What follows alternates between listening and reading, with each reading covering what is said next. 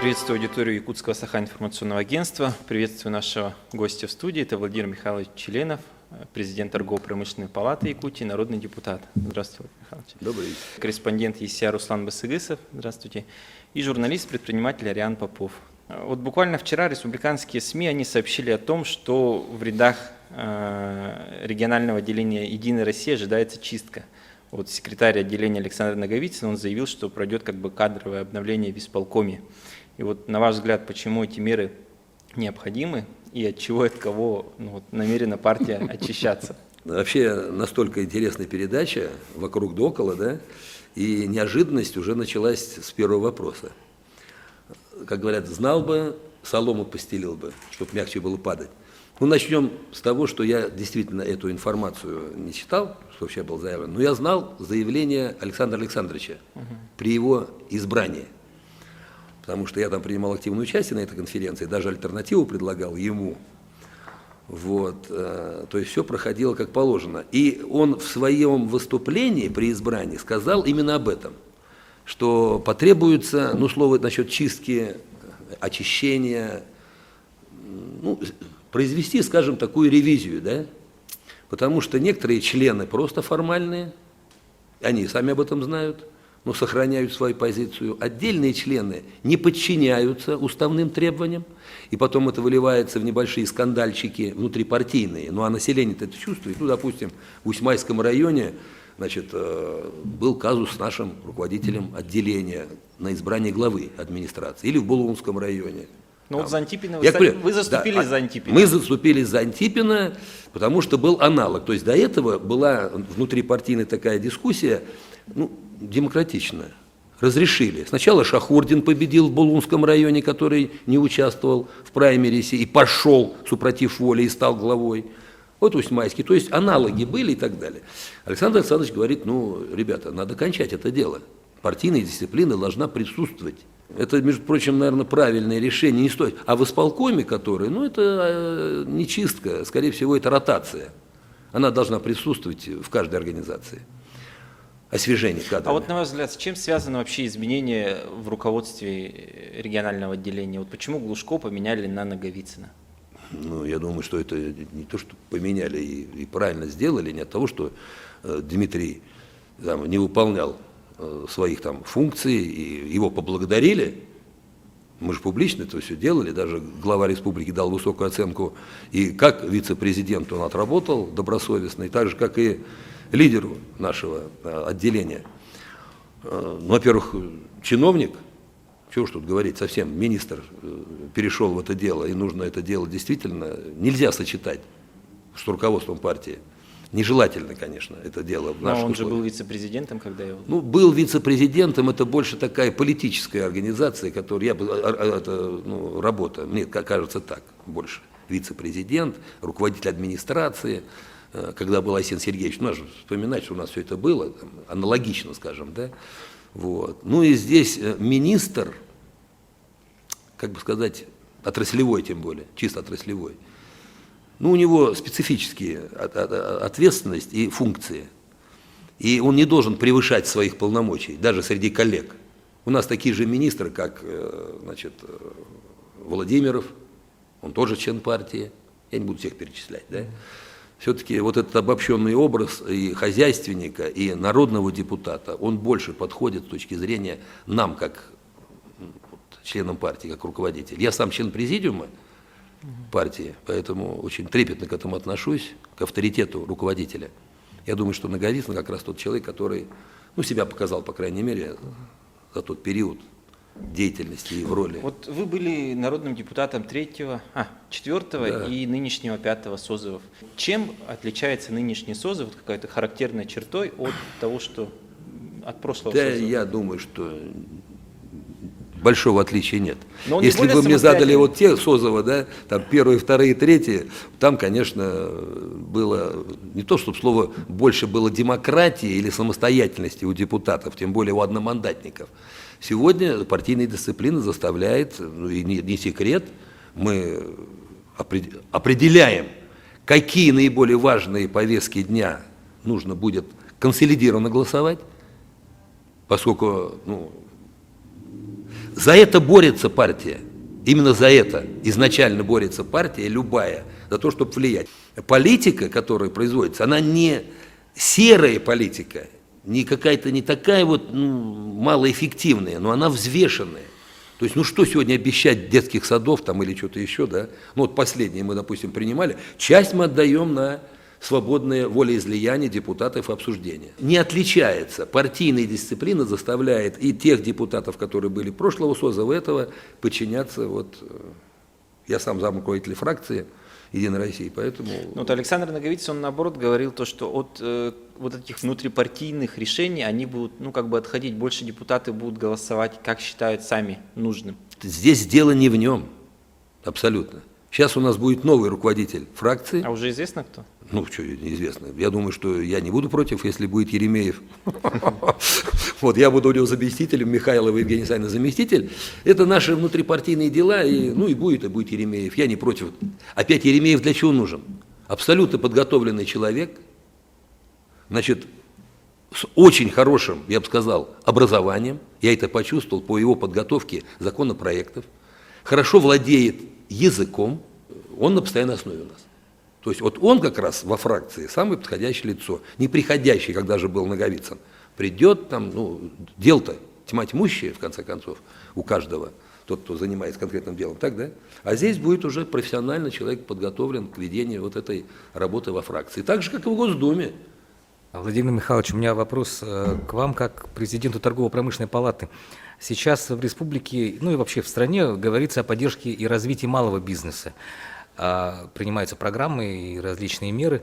А вот как вы оцениваете, народ это воспринимает, вот эти меры? Не превратится это в очередную кампанию? Буквально 5 июня подписан указ президента России о создании суперфедеральной корпорации по поддержке малого и среднего бизнеса, акционерное общество.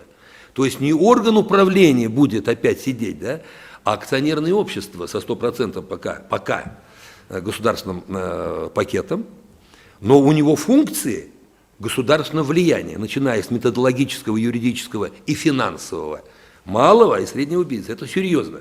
Инкубатор, технопарки, Центр поддержки предпринимательства, Фонд поддержки предпринимательства, Центр кластерного развития, бизнес-школа. Понимаете, да? Это все создано, естественно, все это на бюджетные деньги, и это все действует. Не само министерство. Вот это вот так называемые всякие разные механизмы.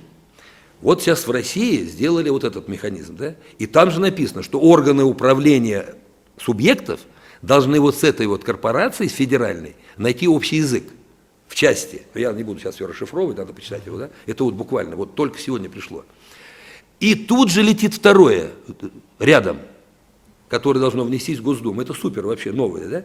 То есть индивидуальный предприниматель, вот Ариан особенно много их писал и знает, становится совершенно другим. То есть новый статус у него. И таких, как 20 миллионов в России я прочитал. Я сам прочитал и сам обрадовался, да? Вот все, чем занимаются парикмахеры, водовозы, не буду, рыбу кто ловит и продает, молоко, которое там надоел, корову и принес и так далее, он становится индивидуальным предпринимателем, самозанятым. И на него действуют совершенно будут другие законы, закон, значит, именно как на физическое лицо. Абсолютно новый закон. Вот здесь, мне кажется, отдушина, да, то есть это будет заявительный характер, то есть мы сразу, вот этот, кто на рынок пришел, он будет все уже, индивидуальный предприниматель, который будет обладать вот этим иммунитетом юридическим, да, не надо будет оформляться, вот это, то, что сегодня там патентная система, еще какая-то, но это я прочитал, дай бог, чтобы оно было принято, это будет понятно для наших индивидуальных предпринимателей. То есть он становится, статус у него, то есть он самозанятый. То есть это как бы будет инициировать, чтобы люди... Так мы уже инициировали. Нет, чтобы люди хотели стать предпринимателями, чтобы иметь свое дело. Конечно, и быть независимым. Вот, понимаете, в чем дело? Тогда, да, подождите, тогда получается, допустим, я предприниматель, у меня есть сотрудники, да, я им говорю, ребята, становитесь предпринимателями самозанятыми, а мы с вами договор заключим на вот это, как его... Есть, это сейчас так делают. Да. И тогда я не буду им это сейчас так делают. к сожалению. И именно поэтому, вот как вы говорите, у нас в России там 20 миллионов предпринимателей. Ну, это Наверное, вот то, из-за что я этого, прочитал. Да, из-за да, этого да, так и да, получается. да. Они могли бы стать полноценными работниками, реализовывать свой вклад. Зачем? Конечно, он должен Были быть защищен. работники, стали предпринимателями. Конечно, конечно. Ну, Чтобы наверное, меньше так. налогов платить, чтобы Конечно, туда ездить. и так конечно. далее. И чтобы не платить ему. Да.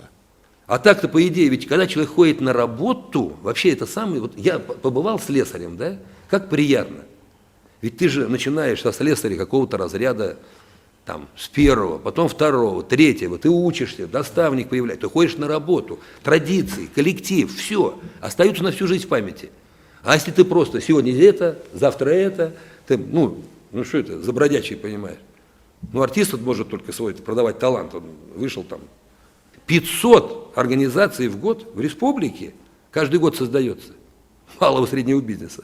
Мама, не горюй, если по одному 500, а там 3-4 человека, то есть это вот сколько кочующих, как ты сказал. А сколько уменьшается? В прошлом году же было, что очень многие ИПшники закрывались Закрывались. из-за того, что они там Да. повысили там, Причина была, пенсионные сначала бы выплаты. страховые взносы, Страховые взносы, потом, да, пенсионные потом вот взносы. этот, Там ну, что-то до 7, ну, кредит потом, вот такая ставка сразу же повлияла.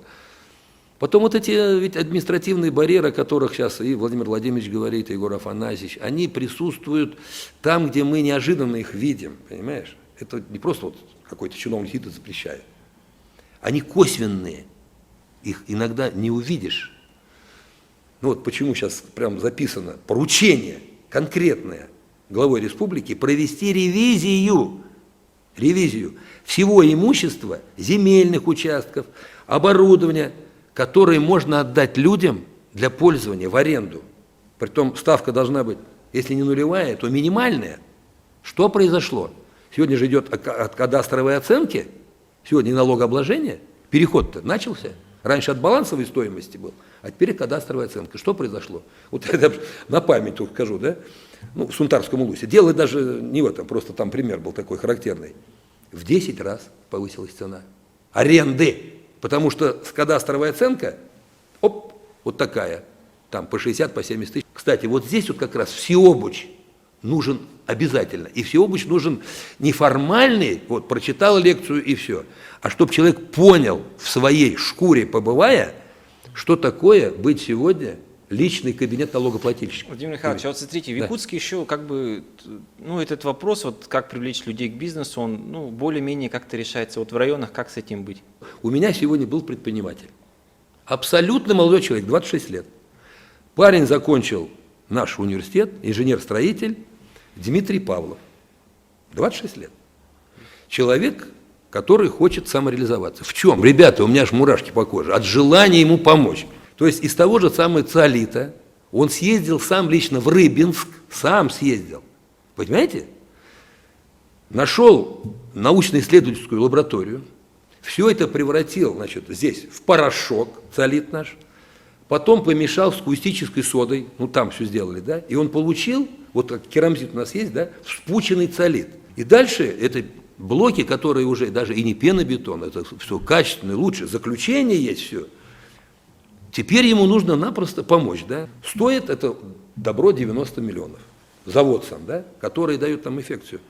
Но если это строительный материал сразу кратно удешевляет строительство, и это институт наш промышленных материалов, говорит Матвеева Ольга Иннокентьевна, в чем вопрос-то? Значит, вот здесь вот государство должно конкретно принять решение по этому проекту. Вот у этого Павлова Димы актуализирована тема. Значит, нам нужно, вот оно, свой полностью строительный материал, и абсолютно будет новое, так сказать, новое домостроение и другое. Но главное, чтобы были заказчики его продукции. Вот сейчас кирпичный завод будем строить? Планируем в индустриальном парке. Сразу нужно знать, что 30 миллионов будет потреблено, а не так, чтобы... У нас же был Покровский кирпичный завод, и он исчез. И ничего не изменилось. Как будто его и не было никогда.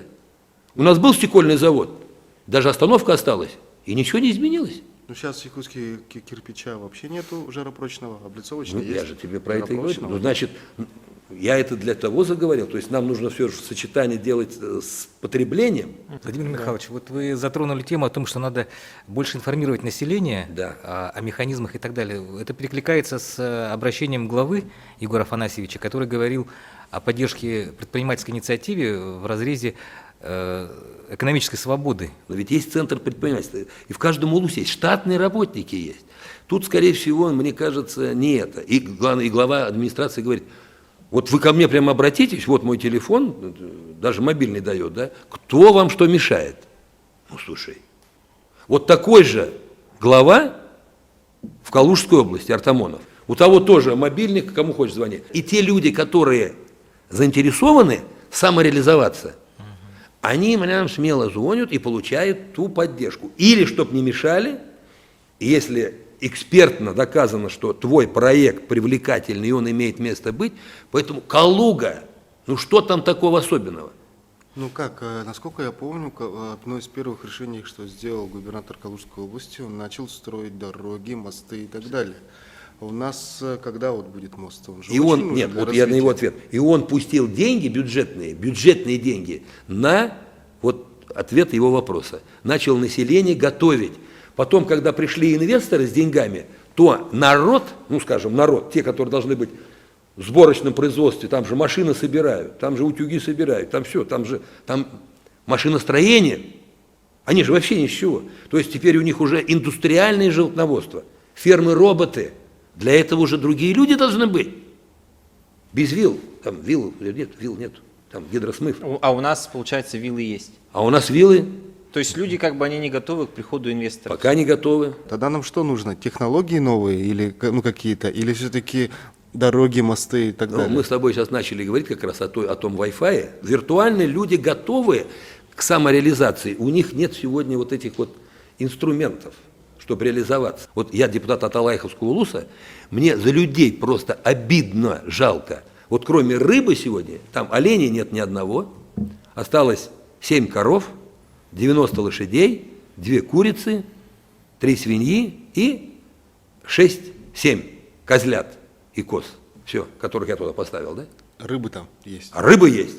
Рыба. А Послушай, рыбная отрасль но есть? рыба, вот которая плавает, ее поймали, и потом она, все, на этом кончилась. Ну, Чехрудавский рыбзавод попытки реанимировать есть, и дай бог им, чтобы все получилось у Михаила Габышева, да? Вот. А вся рыба здесь, вот она. Я дальше про рыбу могу рассказывать очень долго, но это не добавочная стоимость. И рыбаки, которые, там, родовая община Алайха, за рыбу 13-го года, а 15-й год скоро закончится, еще должны, рыба Арктика, за 13-й год. То есть рыбу поймали, сдали, а деньги не получили. Сначала 12 миллионов должны, сейчас до сих пор 5 миллионов должны.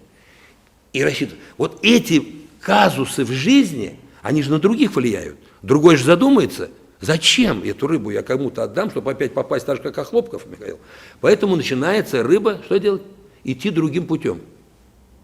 Там плавала вот так, теперь поедет либо по дороге, либо как-нибудь вот так вот. Та, которая здесь, за 700-800 рублей, несъедобная, потому что она кусается. Меня, если честно, когда я стал вот этим интересоваться, вот, у меня было очень, ну, шок я испытал, что, допустим, привезти контейнер там 20-тонный, да, до тому-то стоит 50 тысяч. А он из Москвы прошел там сколько там, порядка 10 тысяч километров, Да. он был 50 тысяч.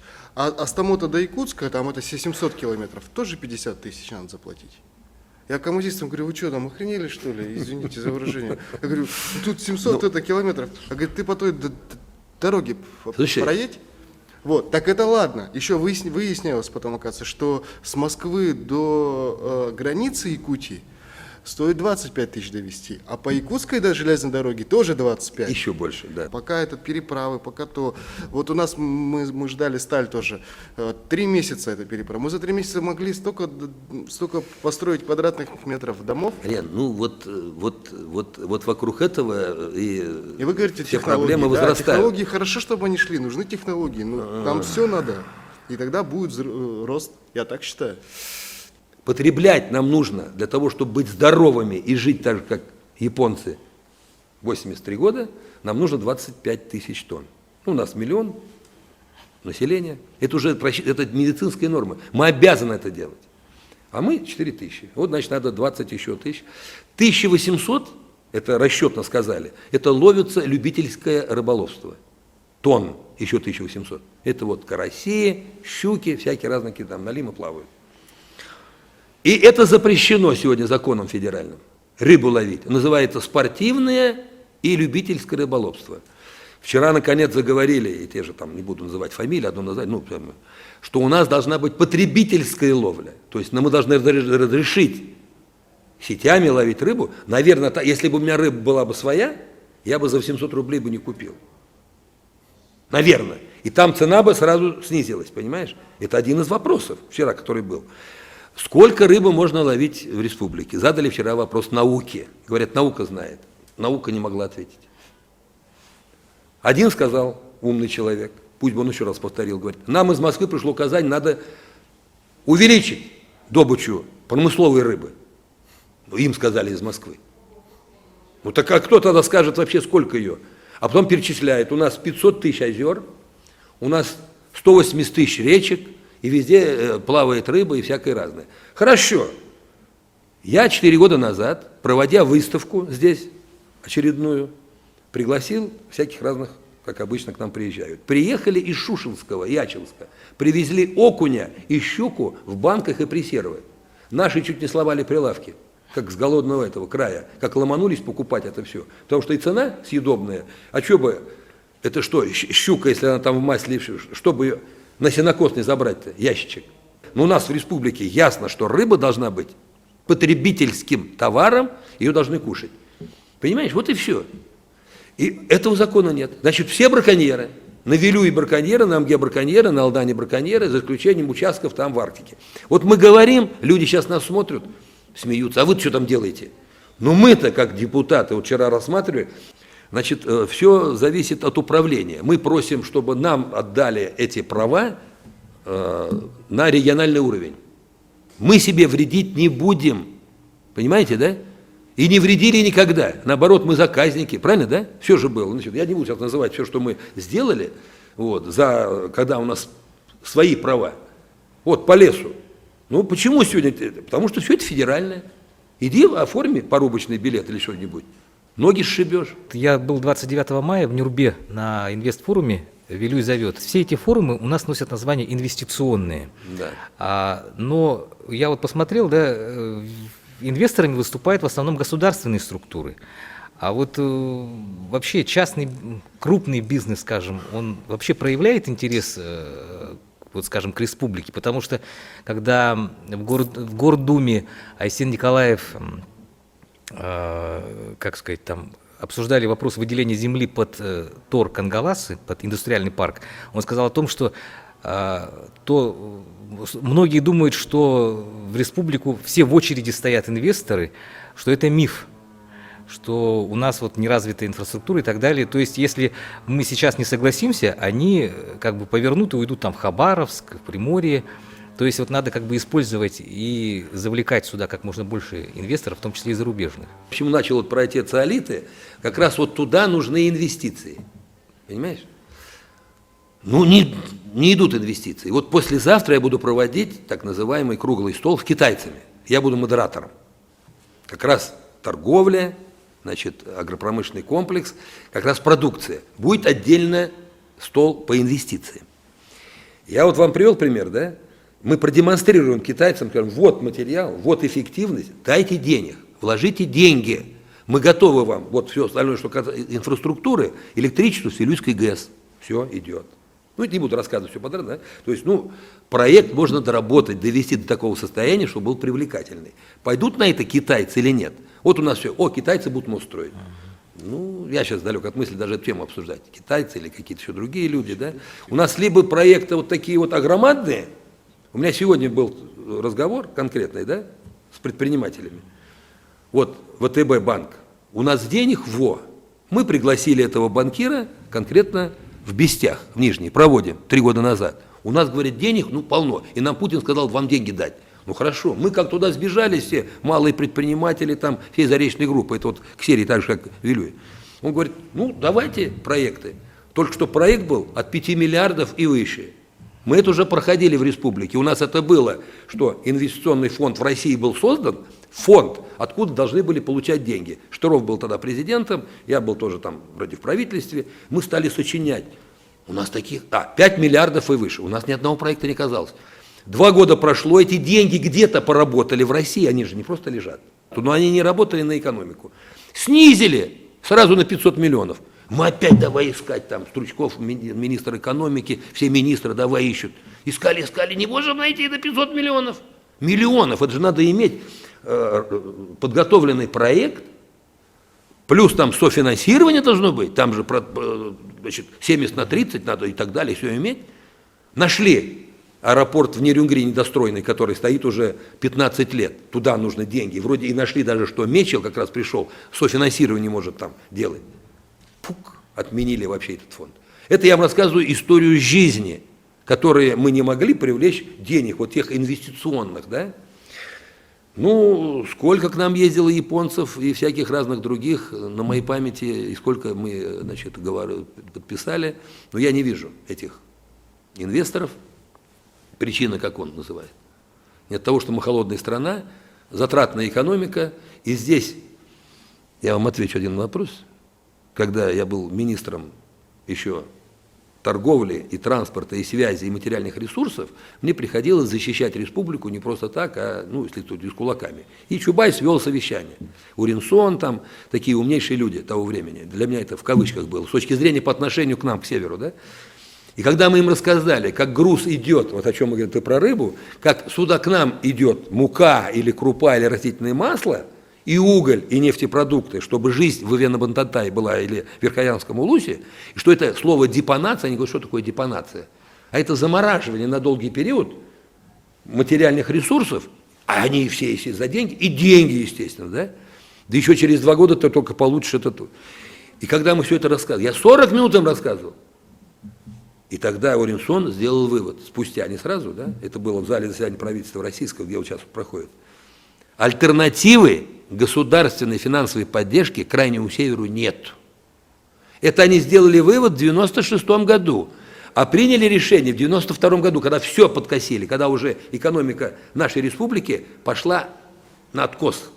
Поэтому у нас в Устьянском районе ни добычи золота, ни олова, да и не только там, и везде все получается, тогда прекратилось. Якутия тогда на инвестиции, она, получается, не сможет рассчитывать в ближайшее Даже время? если инвестиции придут сюда, то они будут все ждать вот ту развитую инфраструктуру или долю государства. Нам нужно что? Чтобы государство, федеральное государство имеется в виду, я в этом убежден, создавало условия. Это что, мы придумали мост, что ли? Мост нам просто нужен как воздух, мост. И нечего на них смотреть, 50 миллиардов надо было давно уже дать и построить. Это не демагогия моя. Я был убежден, потому что Фродков приезжал, мы уже сваи хотели забивать.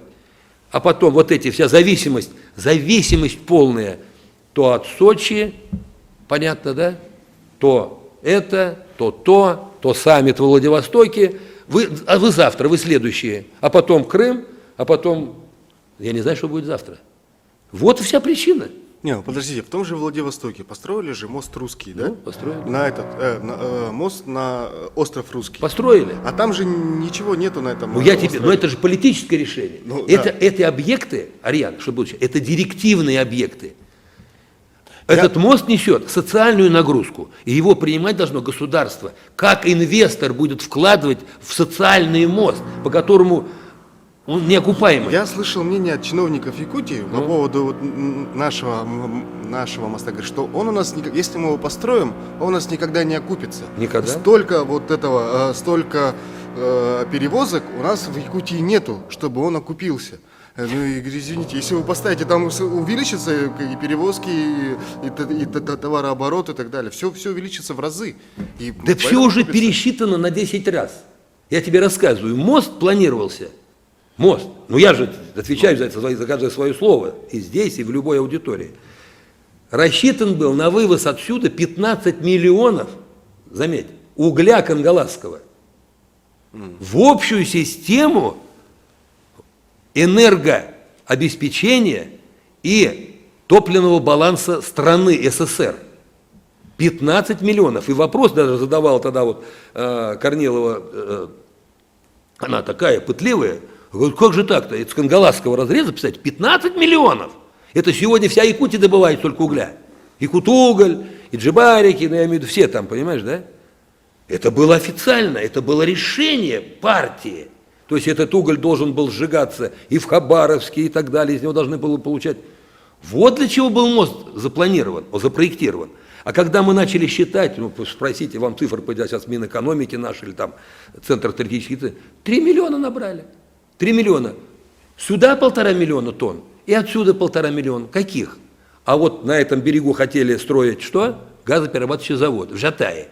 И потом, дорога-то мимо Жатая же идет, и оттуда грузить и вывозить туда. Это же вот как все считается. А то, что ты сейчас сказал, мы все пересчитали, и муку, и крупу, и железо, и кирпичи, и все, и вот эти 1,5 миллиона рублей. С запасом еще 1,5, еще 1,5 не можем набрать, отсюда вывезти, нечего везти. Шкур,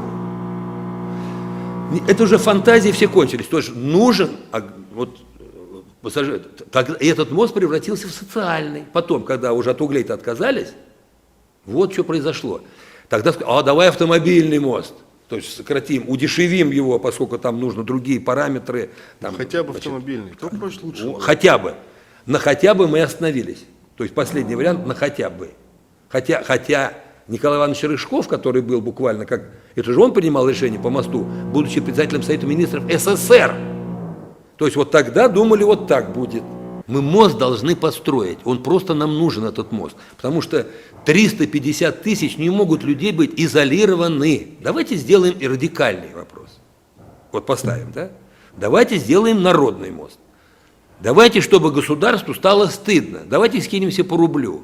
Ну, рубль это миллион рублей. Ну, давайте по 10 рублей, уже больше, да? Давайте по 100 рублей. Давайте по 1000 рублей, нас миллион, да? Ну, сделаем акции, выпустим. Ну, давайте тогда хотя бы... Ну, что-то надо делать. Ну, нельзя же так вот сказать и ждать, когда этот федерал...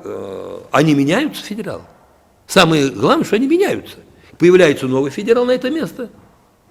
И начинается заново познание Якутии. Вы работаете в торгово-промышленной палате. Вот какой-то проект, который удалось реализовать, довести до ума, и который сегодня работает, вы можете привести в пример? Сахагропродукт. Я его привожу в пример только по той причине, что я его активно поддерживаю, но его и государство стало поддерживать, так? Где 5 парней скинулись по 100 тысяч скинули своих денег, создали Сахагропродукт. Вот такое им понравилось название. Прошло буквально вот чуть больше 5 лет, да? Вот на глазах. И они превратились уже в корпорацию. Уже 11 улусов добровольно сошлись, и теперь появился смысл. Тот, кто эту корову доет, та доярка, с ней конкретно рассчитываются при помощи государства 30 рублей на литр раз, у нее гарантированно это молоко забирают там в Лигой или Сунтар-Ас или там в Тате, перерабатывают в какой-то йогурт, там кефир и так далее, и они появляются в Якутске. То есть построен логистический центр. То есть эти парни, Константин Егорович Тимофеев, создали сеть. Понимаешь? Не просто бизнес. Наша продукция, она почему-то дороже всегда, чем... Да ничего не дороже. Какая наша дороже? Что, наш сыр алекумский дороже, чем вы будете там смотреть? Ну, даже ту же посуду возьмите. Опять тот же камелек. Она в разы дороже, чем вот то, что покупают китайцы. А внешне и вот по материалам оно не отличается. У меня было радикальное предложение. Не то, что все разбить, да, отказаться от всего. Но это нужно народ, чтобы отказался. Чтобы мы дарили только вот друг другу. Я вам подарю, да? Чтобы это был сунтарский. Он совершенно другой чурон. Отличается от чурапчинского. Там ножкой, своей расположением и так далее, орнаментом. Ведь когда вот я был молодым здесь, у меня где-то сейчас около 20 чуронов дома, да? Мы дарили друг другу только деревянный чурон. Мы вообще не знали этот фарфор китайский, да, амгинский, были попытки сделать из амгинского и так далее, так далее. Хорошо, хорошо. И это была гордость у каждого, свой чурон деревянный, и даже было объяснение.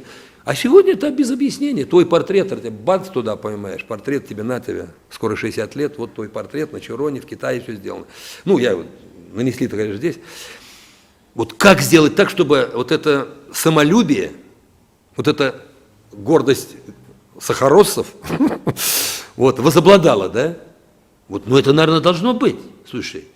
А за цену, а еще раз, да, я бы сказал, что без государственной поддержки как таковой бизнес здесь ему будет просто сложно. Мы не конкурентоспособны. А вот может ли стать формой поддержки со стороны государства доступ к госзаказам малого бизнеса? Там, по-моему, до 15% Да, сейчас, 15%. да? И сейчас еще помимо госзаказов там корпоративные, по-моему. Есть. еще Вот я тебе сказал, вот уже что принято, прям написано, вот от 5 июня вот этой федеральной корпорации прям написано, обеспечить доступ вот этих вот процентов к заказам. И прям перечислено все бюджетные организации и те дочерние другие предприятия, где государственная, значит, доля свыше 50%.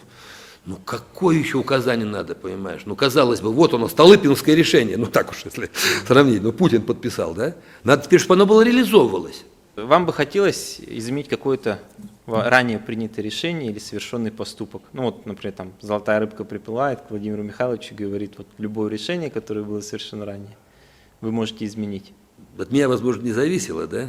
У меня самый вот горький, сегодня у меня пример в республике, самый больной. Вот не то, что даже мы обсуждали, и не это.